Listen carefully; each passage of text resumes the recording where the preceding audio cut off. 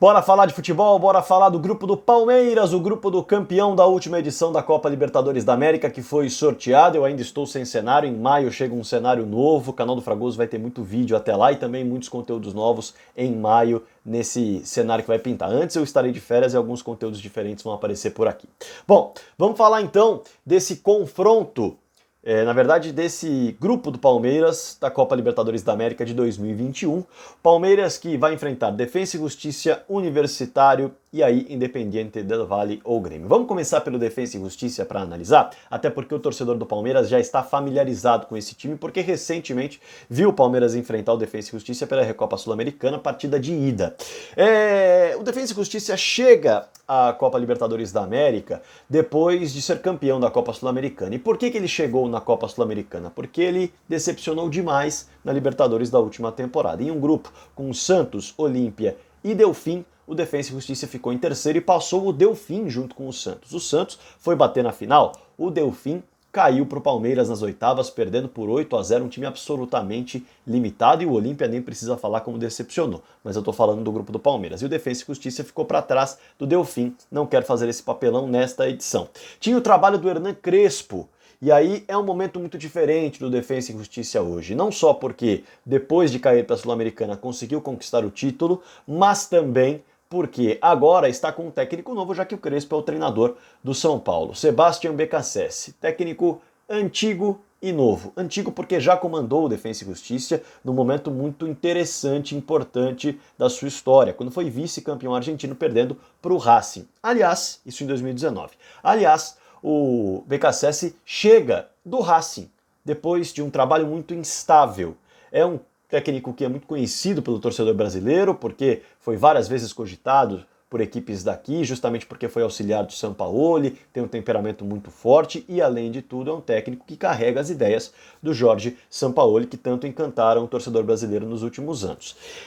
A parada é a seguinte, no Racing ele teve um trabalho bastante instável. Começou bem, depois desandou e houve digamos assim, desgaste muito grande por conta da Libertadores no trabalho dele, porque o Racing acabou tendo uma primeira fase até interessante, mas na segunda fase passou suando frio contra o Flamengo e nas quartas de final foi eliminado para um Boca Juniors muito fraco, um Boca Juniors que não tinha tanto poder de fogo e jogando muito melhor o Boca Juniors do que o Racing, com pouca atitude, foi o que disse a imprensa local na época da eliminação. E isso machucou demais, a torcida machucou a diretoria, machucou o próprio Beccacece, que deixou o Racing numa temporada muito fraca também a nível local, sem revelações, com poucas revelações da canteira, da categoria de base. Então foi um trabalho bastante instável, muita gente imaginava que seria o ideal deixá-lo por mais tempo no comando, para que os frutos de fato acontecessem num trabalho a longo prazo. Ele mesmo antecipou a sua saída 6 meses antes do fim do seu contrato. E agora no Defensa e Justiça, nesse momento de, digamos assim, transição do trabalho do Hernan Crespo, há quem diga na imprensa local que o Beccacece tem trabalhado muito mais a parte defensiva do Defensa e Justiça para melhorar justamente esse setor que é o mais débil na época do Hernan Crespo. Ofensivamente, ele vai trabalhando, mantendo o que o Crespo fazia e para muitos esse é o caminho mesmo. Agora, nesse instante, o time do Beccacece ainda vive aquela instabilidade do período de transição. São só 8 jogos no comando da equipe. O Defensa e Justiça é o sexto no seu grupo na Superliga, mas o detalhe é o seguinte, no Campeonato Argentino já conseguiu um empate por 0-0 com o líder Vélez Sarsfield, foi o único empate do Vélez Sarsfield até aqui, que tem 6 vitórias, 1 empate e 1 derrota, e também é bom destacar em relação ao Defensa e Justiça, que é um time de muita posse de bola, isso o torcedor já sabe, já percebeu, mas é um time de muita posse de bola, só que ainda não conseguiu transformar tanto em resultado essa superioridade nesse quesito. Contra o Boca Juniors venceu, ou melhor, perdeu por 2-1 o jogo, e o Beccacece saiu falando que ficou contente, que merecia a melhor sorte, porque o time teve mais posse de bola, mais volume, mais finalizações, mas não venceu. E agora, contra o Palmeiras, viveu uma situação muito parecida. O time teve mais posse de bola, mais volume, finalizou mais, só que não venceu de novo. Então, vive ainda esse momento e o Defensa e Justiça, se ajeitar de fato no trabalho do Beccacece esse defeito de finalizar melhor, de ter mais qualidade para concluir as jogadas, pode sim ser um adversário que vai crescer demais, justamente por isso. Já tem um modelo ali que está funcionando, que está caminhando, mas precisa de alguns ajustes. A expectativa é que eles sejam feitos e é bom lembrar que ele pode fazer ajustes porque ele tem jogadores interessantes, como o Fernandes, que é um jogador emprestado do River Plate, o Brian Romero, artilheiro da equipe, que inclusive já fez gol no Palmeiras com passe do Walter Bou, o Brian Romero emprestado do Independiente e o Walter Bou emprestado do Boca Juniors, entre outros jogadores que também não foram aproveitados em outros clubes e o Defensa e Justiça aproveitou para trazer. Bom, a expectativa é essa no Defensa e Justiça, ajustes para se tornar um adversário mais complicado e mais eficiente, tanto a nível local quanto a nível internacional na Copa Libertadores da América, já que já conquistou a Copa Sul-Americana. Vamos falar do Universitário agora? Bom, o Universitário aí já é um adversário que eu não olhei todas as equipes da Copa Libertadores da América, mas dá para dizer que se não é o pior, é um dos piores times nesse momento, é um dos piores times da fase de grupos inteira da Copa Libertadores da América. Ele foi vice-campeão do Campeonato Peruano da temporada passada, atrás do Sporting Cristal. E ele está voltando à Libertadores depois de 3 temporadas de ausência. A questão é a seguinte, vive uma fase absolutamente terrível. No torneio Apertura, o Universitário conquistou o título com 8 pontos de vantagem para o Huancayo e garantiu a sua vaga na finalíssima para ver quem seria o campeão peruano. No campeonato Clausura, no torneio Clausura, a história foi completamente diferente. Para usar uma expressão popular, a maionese desandou.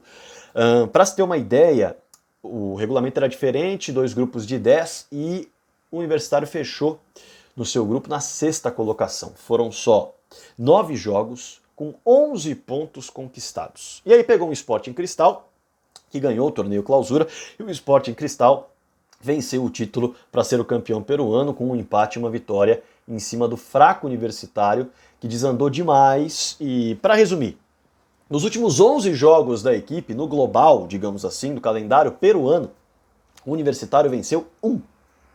Nos últimos 11 jogos, o Universitário venceu 1. É absolutamente bizarro, venceu só o Binacional por 2-1, depois 6 derrotas e 4 empates, ou seja, é um time que mesmo a nível local tem muita dificuldade, uma equipe que não se encontra e ainda teve um surto de Covid recente. A imprensa local, aliás, bateu demais no último confronto do Universitário que aconteceu contra a Academia Cantaloal. Não sei se eu falei o nome correto. Cantolau, na verdade, Academia Cantolau. Derrota por 3-1 e o Diário AS classificou como uma lástima, uma vergonha. Em momento algum o Universitário chegou a pensar em vencer a partida, ter atitude para vencer a partida, para reagir diante de uma equipe que é considerada frágil ainda no cenário peruano. É uma equipe considerada limitada, como disse o Diário AS, e dominou a equipe do Universitário. Então, o que se fala lá é que nem os jovens da canteira, da categoria de base, nem as contratações estão funcionando para o técnico Comitsu, técnico argentino Ángel Comitsu, já bastante questionado por lá. Enfim, essa é a, digamos assim, cara do Universitário para essa Copa Libertadores da América. Tem o objetivo de passar de fase, até porque não pode mais cair para a Copa Sul-Americana na 3ª colocação com o novo regulamento. E o detalhe, né? Os 2 artilheiros do Universitário na temporada passada deixaram o clube.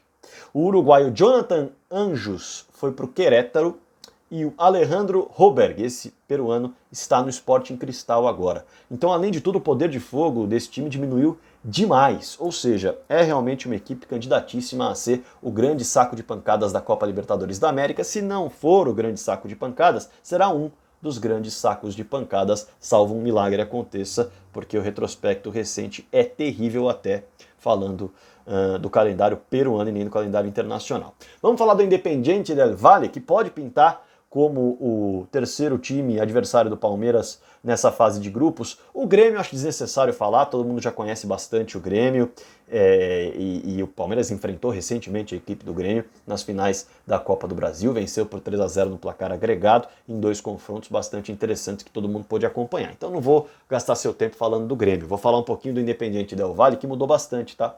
Foi o terceiro colocado do último campeonato equatoriano, e por isso acabou pintando não direto na fase de grupos, mas pintou aí como um candidato a buscar sua vaga nos playoffs, nas eliminatórias, nas fases pré-libertadores, como muitas pessoas chamam. E é um trabalho novo, porque o Miguel Ángel Ramírez agora é técnico do Internacional, você sabe bem, e encerrou seu ciclo na última temporada. Um português foi contratado, Renato Paiva. E o Renato Paiva, ele tem um perfil muito parecido do Miguel Ángel Ramírez. É um técnico de 51 anos, ele é um técnico mais velho, é verdade, só que é um técnico que também trabalhou muito tempo nas categorias de base, do Benfica, ou seja, de um dos maiores clubes do futebol europeu. E dentro desse perfil do Renato Paiva, ele é adepto do 4-3-3, por exemplo, que o próprio Miguel Ángel Ramírez utilizava com muita frequência. Início do trabalho do Renato Paiva, ele iniciou mal, tá? Ele perdeu os 2 primeiros jogos, eu até anotei aqui, pro Ourense e pro Macará, 2-0 e 3-1. Foi criticado e fez uma autocrítica dizendo que precisava melhorar a equipe, precisava colocar um pouco melhor as ideias que ele tinha na cabeça dos jogadores. E isso chegou a assustar os torcedores porque na fase anterior desses playoffs da Libertadores, a equipe do Independiente del Valle pegou a União Espanhola e perdeu o primeiro jogo por 1-0. Ainda depois dessa sequência de resultados ruins do início do torneio local. Claro que o torcedor ficou preocupado, mas depois uma virada tomou a equipe do Independiente del Valle, em virada total de chave, 4 vitórias consecutivas teve o Independiente del Valle. Detalhe, uma delas vitória por 6-2 sobre a União Espanhola, mostrando que o Independiente del Valle não está para brincadeira na Copa Libertadores da América, ainda que tenha alguns desfalques. E foi justamente com isso, com esses resultados, essas 4 vitórias, que o Independiente del Valle escalou a tabela do Campeonato Equatoriano, hoje é o 3º colocado, e na última rodada empatou por 2-2 com a equipe do Barcelona, que lidera o Campeonato Equatoriano, um pontinho à frente do Independiente del Valle. Na coletiva, o próprio técnico Renato Paiva disse que houve domínio do Independiente del Valle, jogou como ele queria, com a posse de bola, buscando o campo de ataque, não venceu porque o futebol é assim, mas já está gostando do que vê em campo. O Renato Paiva já vê de fato uma melhoria na equipe, não só nos resultados, mas também na performance, apesar do empate com o líder do torneio local. Em relação a elenco que ele tem em mãos, bom destacar alguns pontos. Tem artilheiro novo no Independiente del Valle, até porque o panamenho Gabriel Torres, panamenho, ele fez 20 gols em 33 jogos na última temporada, saiu, tá? Ele foi jogar no Pumas do México, tá fora. E aí o Brian Montenegro, que estava sendo rifado do Olímpia na última temporada, chegou a ser oferecido ao Santos, e enquanto o Santos ainda poderia contratar jogadores, e aí o Brian Montenegro não deu jogo com o Santos, ele acabou ficando mais uma temporada no Olímpia e agora chegou ao Independiente del Valle e está muito bem. Em 9 jogos, 8 gols marcados, marcou em 6 partidas, em uma delas um hat-trick, foi justamente contra a União Espanhola pela Copa Libertadores da América, ainda na fase eliminatória para a fase de grupos. Jogador que precisa ser observado se estiver na fase de grupos do Palmeiras em um possível confronto. Detalhe importante em relação a desfalques: Moisés Caicedo e Ângelo Preciado, 2 jogadores que muitos torcedores brasileiros falavam demais aqui, que queriam nos seus clubes. Esses 2 estão fora, não estão nas mãos do Renato Paiva para trabalhar. O Moisés Caicedo, meio-campista, hoje atua na Premier League, hoje atua no Brighton. E o Genk da Bélgica contratou o Ângelo Preciado. Aliás, eu não sei se o Brighton tá na Premier League, para ser sincero, me deu um branco, mas acho que sim, tá na Premier League.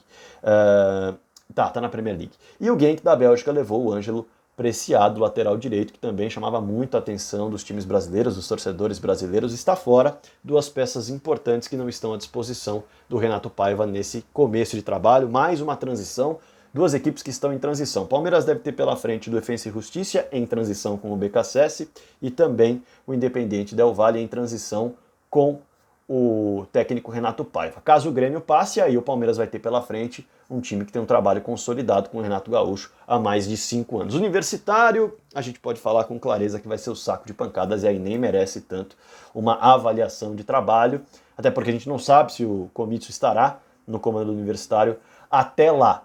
Então, essa análise dos 4 adversários, né? O Grêmio, na verdade, eu nem analisei, porque todo mundo conhece bem, mas dos 3 adversários que talvez você não conhecesse tão bem, o Defensa e Justiça, Universitário, Independiente del Valle, o Grêmio você conhece muito bem, pode pintar também no grupo do Palmeiras da Copa Libertadores da América. Deixa aí o seu comentário aqui embaixo, quero saber quem você acha que passa nesse grupo, as posições das equipes. Imagino que o Universitário estará em último em todas as probabilidades que vocês colocarem aí, Mas eu quero que vocês coloquem aqui embaixo quem passa na fase de grupos do Palmeiras, em que posição, da fase de grupos da Copa Libertadores da América, em que posição. E claro que eu quero também o seu comentário em relação a alguma novidade que você tenha dos times, algo que eu não disse aqui, um ponto a acrescentar, algo a discordar, fique à vontade. Deixa a sua curtida que é muito importante, inscreva-se no canal se você não é inscrito e claro, seja membro. Aos membros eu deixo meu muito obrigado também por essa colaboração direta. Grande abraço, bora falar de futebol.